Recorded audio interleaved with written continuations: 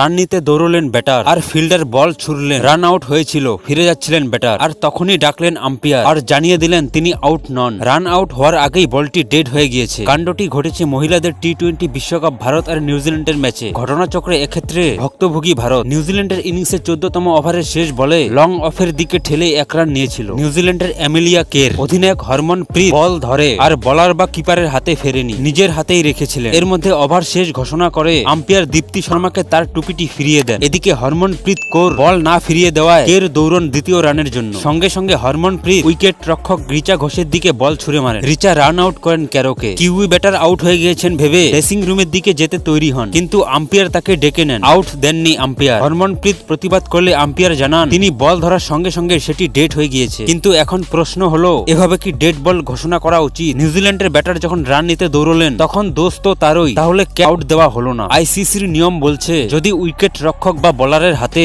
বল ফিরে আসে এবং রান আউট বা অন্য ঘটনার সম্ভাবনা না থাকে তাহলে সেই বলকে আম্পায়ার ডেড বলে মনে করতে পারেন। আবার যদি আম্পায়ার মনে করেন ফিল্ডিং দল বা ব্যাটারেরা আর কোন রকম রান নেওয়া বা আটকানোর চেষ্টা করছেন না তাহলে বলটিকে ডেড বলে বলা যাবে। পুরোটাই আপেক্ষিক, চূড়ান্ত সিদ্ধান্ত আম্পায়ারেরই। আম্পায়াররা এক্ষেত্রে দ্বিতীয় যুক্তিতে ডেড বলে ঘোষণা করেছেন। কিন্তু প্রশ্ন হলো, ডেড বল হওয়ার পরেও তো রান নিতে দৌড়লেন ব্যাটার, তাহলে দোষটা তো তারই। সেক্ষেত্রে তাকে কেন রান আউট দেওয়া হবে না? যদিও ওই রান আউট না দেওয়ায় বিশেষ প্রভাব ম্যাচে পড়েনি। ভারত নিউজিল্যান্ডের কাছে বড় ব্যবধানেই হেরেছে। 58 রানে জয়ী হয়েছে নিউজিল্যান্ড। বন্ধুরা, প্রতিদিন খেলার আপডেট পেতে ভিডিওটিতে একটি লাইক আর চ্যানেলটিকে সাবস্ক্রাইব করে রাখুন। ধন্যবাদ।